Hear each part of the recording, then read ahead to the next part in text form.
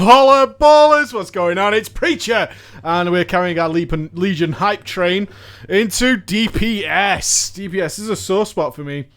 We covered healing last week, and now we can start looking at those big damage dealers and how things might change, hopefully will change, probably will, maybe not, who knows, into Legion as we get ever closer to the more detailed announcements and our chance to get our hands on it. What have they decided to do? So, it's no surprise where I'm probably going to go with this one, alright? And that is the goddamn removal of the fucking RNG. God, please, please, Blizz, get rid of it. Fix it.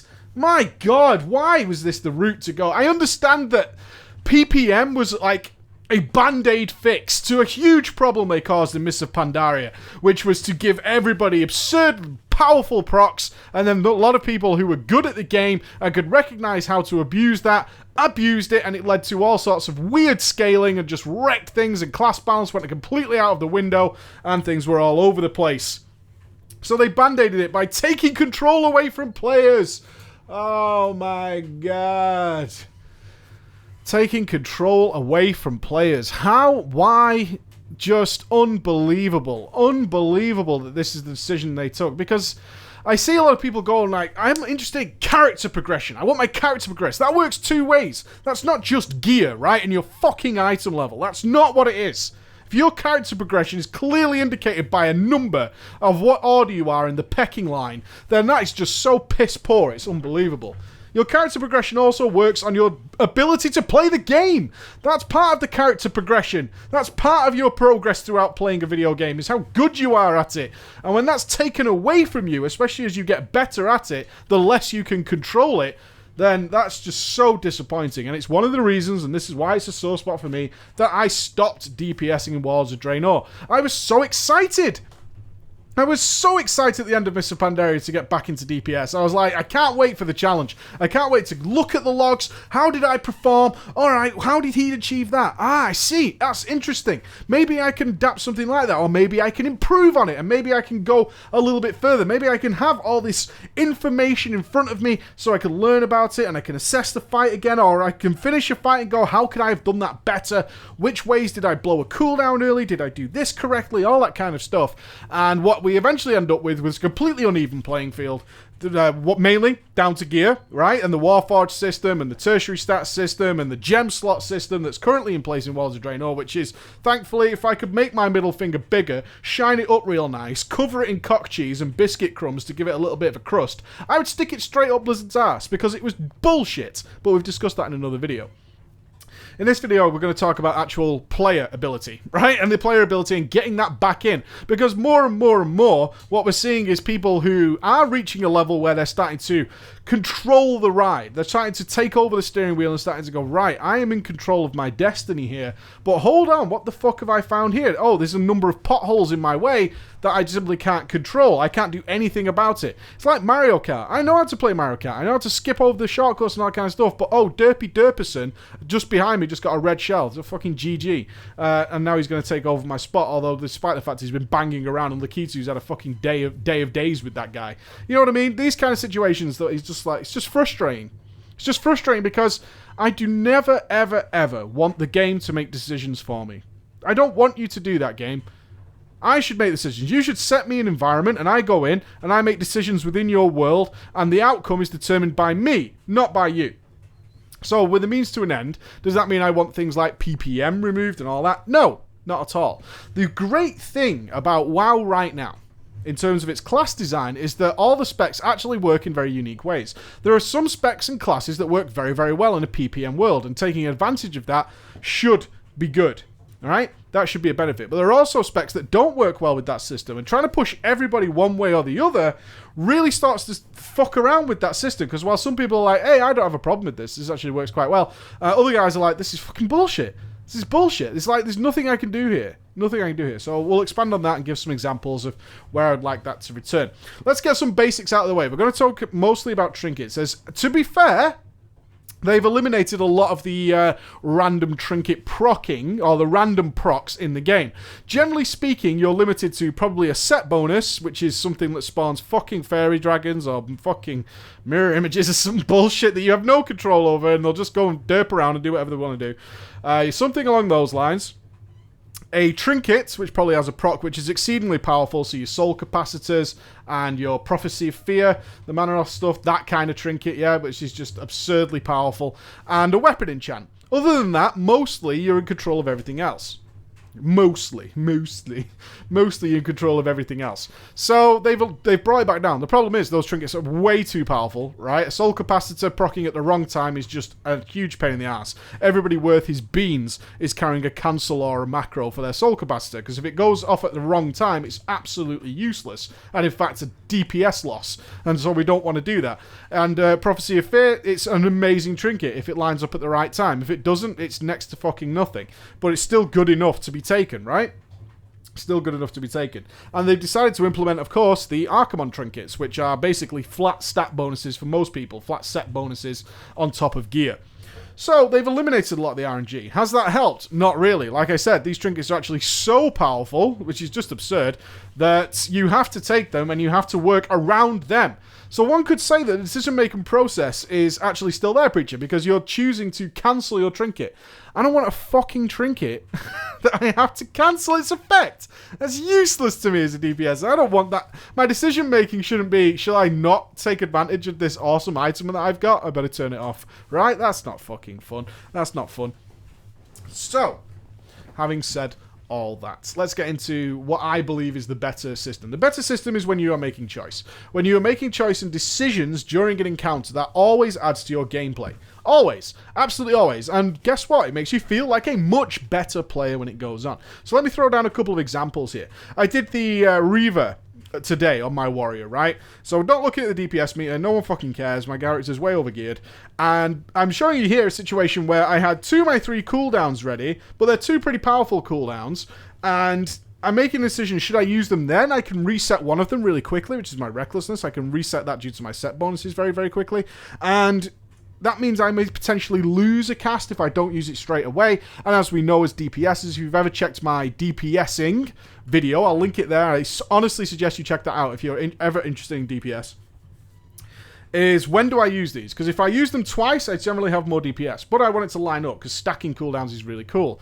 So what I'm assessing here is the situation. One, we've got Blitz going on, which means I won't be able to DPS. No point in popping the cooldowns there, really, unless it's earlier in the fight, in which case I get more resets. Or do I want to save it for... Oh, an execute phase is coming. What do I want in the execute phase? Well, of course I want my legendary ring. I appear to be the only person in the raid who has one. Sad, sucks, shit situation for everyone else, I know. And I obviously want recklessness, and I also want my attacks. I want to stack all these things up while I'm on the effect of my legendary ring to get the most effect out of it, right? And that's going to lead me to some crucial, uber, big sexy dick DPS. And I want big sexy dick DPS, right? I want a Dirk Diggler, this fucker. So now I'm making a decision. This is a decision that's in my hands. What am I not making decisions around? My fucking weapon enchants. They'll do whatever they want to do. I can't control them. They'll do whatever the hell they want to do. I'm not interested in what they're fucking going to do. Luckily, my other one is the burn, so it'll just do whatever it's got to do anyway. And this is why we hold back sometimes, right? This is a decision-making process. Let me take it more in depth to a progress scenario and rather than something in LFR. Let's look at this mythic Blackhand kill. You'll notice here on my rogue, this is on our first kill, you'll notice here that I'm in a scenario where I have 2 of my cooldowns available, and that is the Shadow Dance, right? My main DPS cooldown is a sub-rogue, and Shadow Reflection, a talented ability. Now, Shadow Dance has 1 minute cooldown, and Shadow Reflection has 2 minute cooldown. Everything in our sense of knowing how to DPS tells us that we want to pair these up as much as possible, right? Because we want to do a lot of ambushes under the effect of Shadow Dance, and our Shadow Reflection will then duplicate those. That seems to work out really, really easily, and even if you've never played a rogue, that makes sense. You get to do more of your big attack while the effect of one cooldown, and the other cooldown duplicates those attacks, so we get twice as many. Yay! Thumbs up, dead easy. But in this scenario, I have to weigh up a number of situations. In under 2 minutes, I'm going to be in a scenario where I'm under the effects of Bloodlust. I am actually going to change phase into a DPS burn phase. In phase 3 of Blackhand, the healers and the tanks are going to be relying on the DPS to finish that phase as quickly as possible, because it's an endurance burn phase. The longer we are in that phase, the more likely we are to fail. So I have to bear in mind that I'm going to be in the effects of Bloodlust shortly. Okay, so that really changes things up. So for 30 seconds, I'm going to be extra powerful. It also means I'm going to be using my potion at that point, right? Because now we're entering this big burn phase. I'm going to be under the effects of a potion, very powerful, and Bloodlust, very powerful. And I, of course, want to take advantage of that as much as possible by using my my own cooldowns, which will be Shadow Dance and Shadow Reflection. I want to do that because I'm going to stack all these things up to pull off big dick DPS.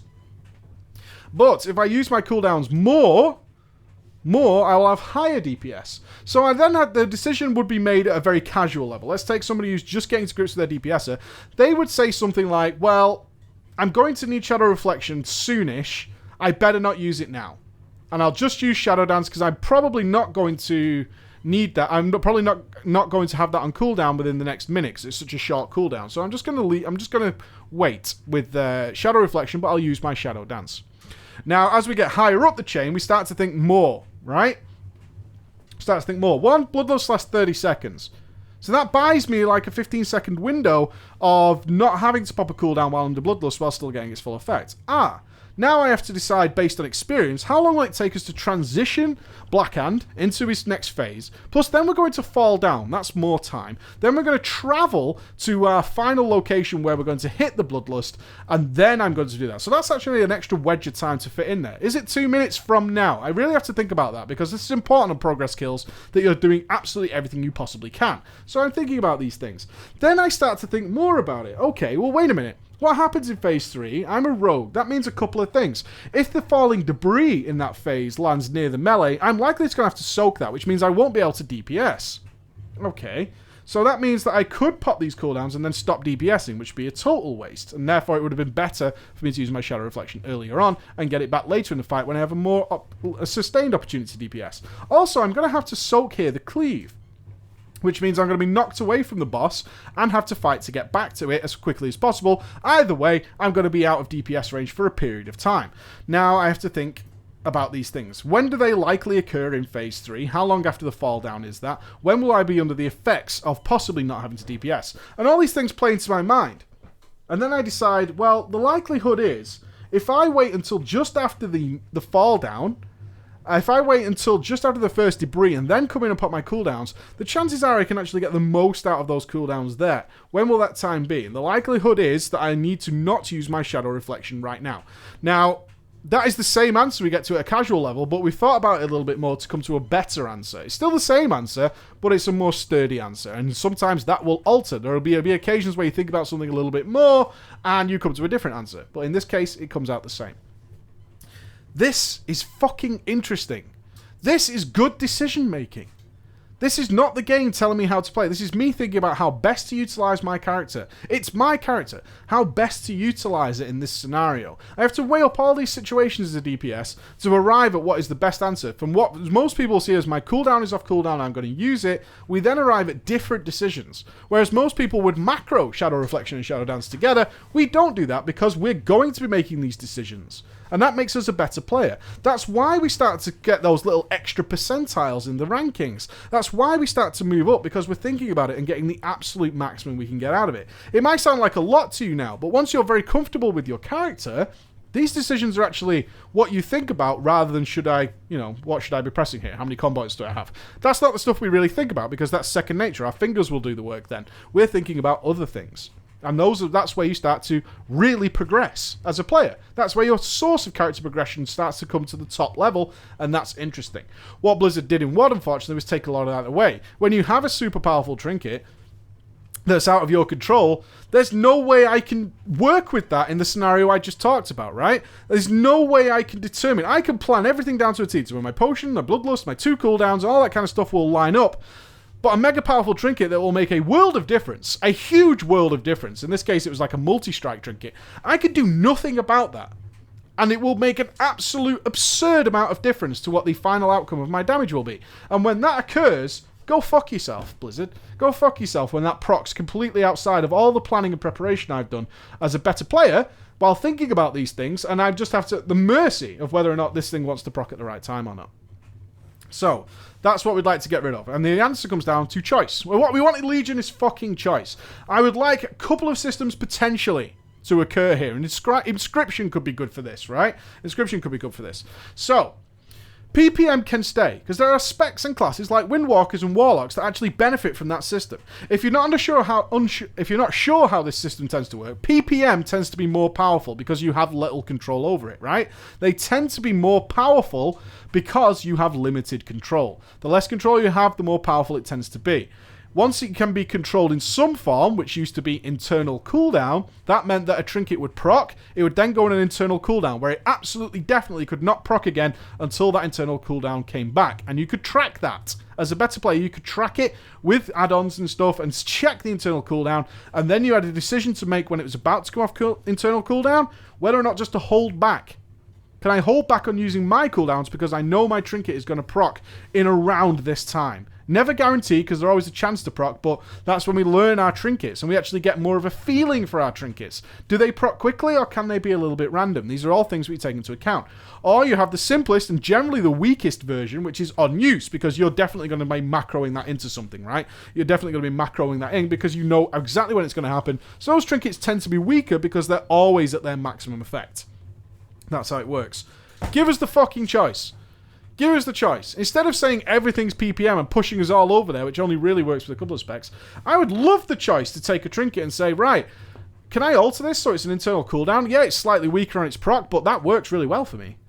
Right? And I can make good use out of that, and I can make that choice. Can I change it to an unuse so I could just macro it together? Maybe I can do this on an encounter-by-encounter basis if it's not expensive.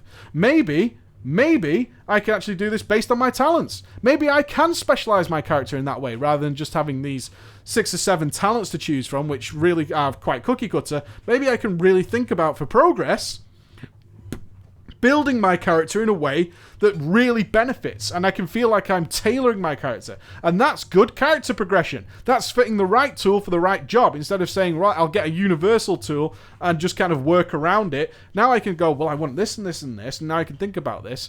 And if we're going into progress for a night, and we're going to be doing like one boss for an entire evening, so certainly I can fucking tailor my character to work around that, and then I can think about the next fight, and we can start tailoring ourselves along the way. Especially if this is easy to do. You shouldn't have to leave your raid in order to accomplish these things. These are things that you can do in your character to have them make sense.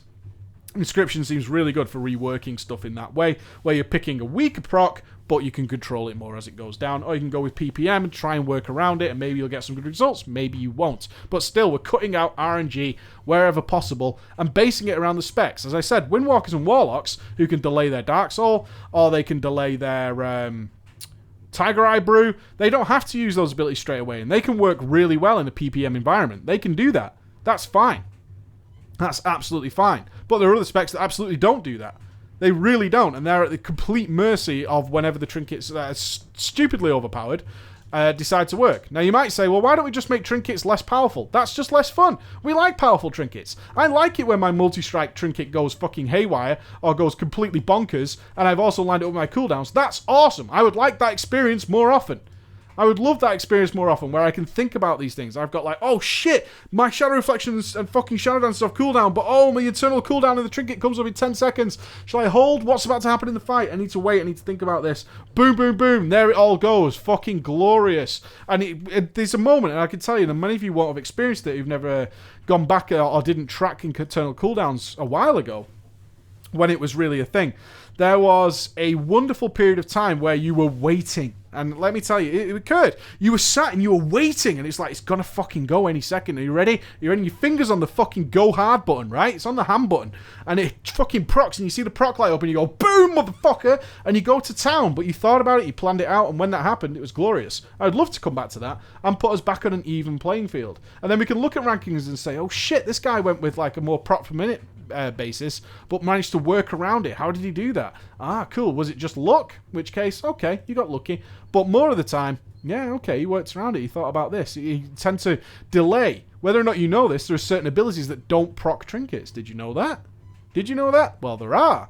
And there are certain spells that don't do that. You might want to look at Criparian, Mr. Crip, when he was showing Mimiron hard mode. And Mimiron hard, Mimiron? I believe it's Mimiron. Mimiron hard mode, you could delay the proccing of your trinkets by using things like Volley as a hunter.